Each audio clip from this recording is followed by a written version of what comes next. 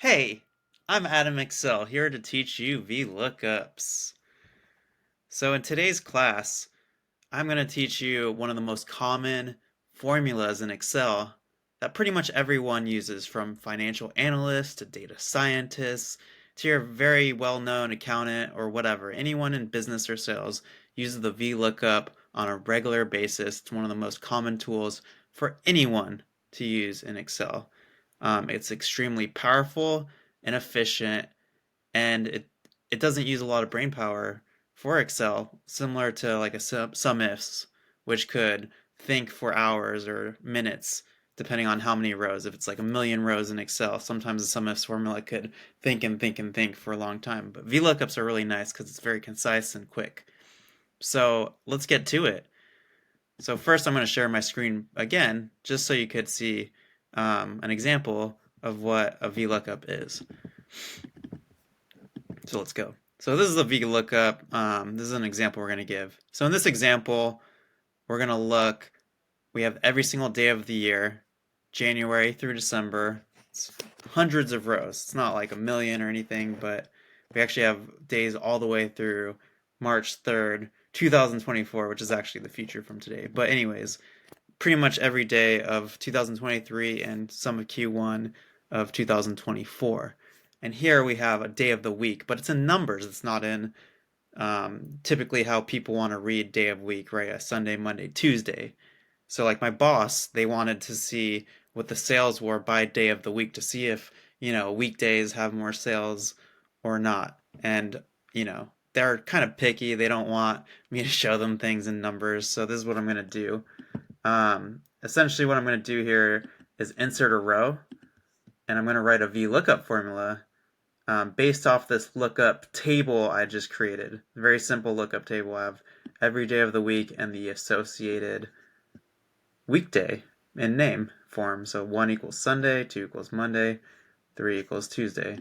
So what I'm going to do here is I'm going to call this weekday. I'm going to do this formula starting with the equal sign, which every formula starts with in Excel.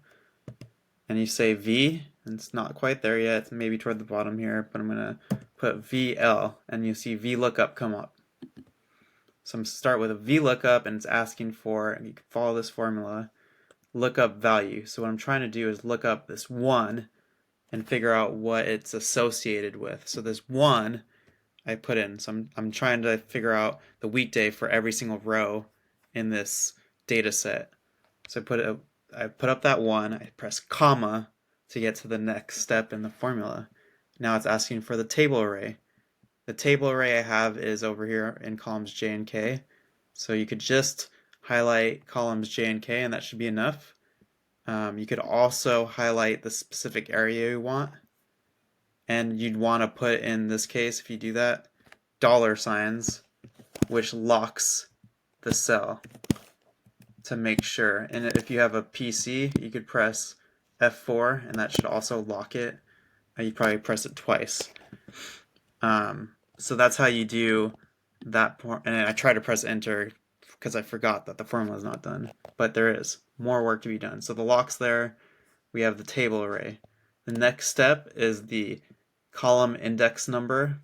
So what we're trying to do is look up this 1 and see what the name is for that. So that's the second column. We're trying to get 2 columns over. So it's looking up this column in J and trying to spit out column K. So that's 2 columns over. 1, 2. And every time you do VLOOKUP, you're most likely going to use false, which is an exact match. Something you don't really need to think about. I don't know anyone who actually uses it with the true.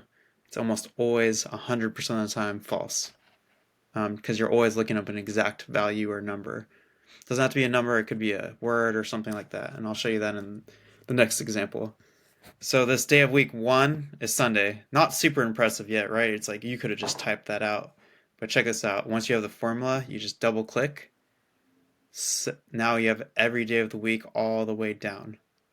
And if this was 100,000 rows, it would do the exact same. So that's that's kind of the power of the VLOOKUP. It's when you have large data sets, you could get a lot of information from it really quick.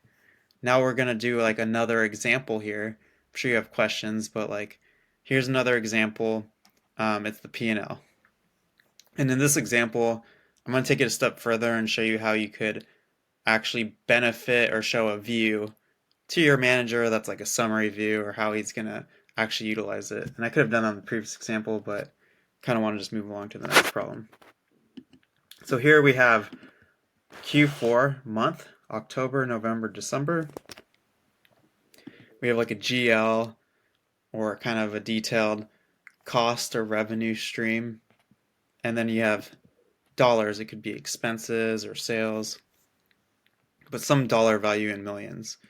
And what we're trying to do is kind of summarize this information. It's kind of a lot here. Like this doesn't really, it tells you all the information, but it's kind of scrambled and hard to read.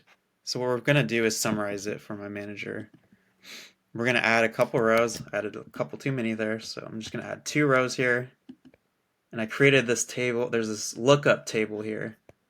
So it actually started with level 0, level 1, and level 2 cost. Level 2 cost is like the GL, level 0 being the highest level summary view. So in here, on this table on the left, I'm going to write level 1 cost, and I'm going to write level 0. It's not necessarily a cost because there's some sales in here, so I'll just call it level 1 and level 0. So in level 1, you can't actually do the VLOOKUP here, because the thing about a VLOOKUP is the item you're looking up has to actually be on the left side of the lookup table. So if you see here, the level 2 that we're trying to look up is on the right side. So I have to move it to the left. Not sure why it's designed like that, but Excel, you're always looking from left to right. So you're going to start off here. I'm going to look up level 1 based off of what level 2 says. I'm going to do VLOOKUP, marketplace, comma, go left to right on this table array, this lookup table. You could do the dollar signs before however you want. In this case, I don't need it. And then I'm looking 1, 2, 3 columns over for level 1. So I'm going to put 3 there. And as I mentioned before, you're always going to put false. So now I have, and for the sales data, the level 1 and level 2 are similar, but for as you go further down, you'll see, full-time is related to employee cost. So there's some other data points we're getting here. Now for the L0, you could be a little bit more efficient. Just copy the formula over and then change the 3 to 2, because now we're only looking at 2 columns over. So 1, 2. So I just took the same column, and instead of 3 columns over, we're now looking for level 0. So I press enter, and the marketplace is related to sales data. So now, still kind of not a good view for my manager. Maybe he'll accept it, but I really want to summarize and just give him the data he wants in a very simple format. This is something we're going to show you later on. There's different ways to kind of chart or table data, but in this example, I'm just going to do a quick pivot table, and we'll have another lesson on later on about what a pivot table is, but you'll see here. Very quick example. So my manager wants to see maybe the dollar amounts by sales and expenses. So now you have sales and expenses here, and this is just the data that we looked at. I don't like looking at numbers in decimals, especially when you're talking in millions of dollars. So this is $2.2 billion of sales and $1.8 billion of expenses. The grand total doesn't really mean anything at this point because expenses could be negative. So I'm going to remove that from this view. You could throw in the L1 data in here to get the next layer of detail. So now we know e-commerce was the main sales area for the business with $989 million of sales. Marketplace following that with, actually stores was following that with $624 million. and then marketplace 618 million. We could sort that data. I'll show you another tutorial later on about how to do that. And then level 2 gives you the extra layer of detail. Specifically, we had that for expenses, where you can now see the full-time employee costs, the part-time employee costs, and this is what my manager is looking for, but I'm going to go the extra step, put in months detail in here, so now you can see the whole quarter in the columns. And this table that you just saw here, that just is a lot of data. It could be, the full year. It could be a lot more GLs, whatever it wants. You could always summarize it, and we utilized VLOOKUPs and a pivot table. So that's 1 and 2 examples of how we could actually utilize VLOOKUPs. So I hope that kind of gives you some excitement and examples of what a VLOOKUP is and why we use it. So I really appreciate your time in watching the video. Make sure to subscribe to my channel. I am Adam Excel. Thank you for watching. See ya.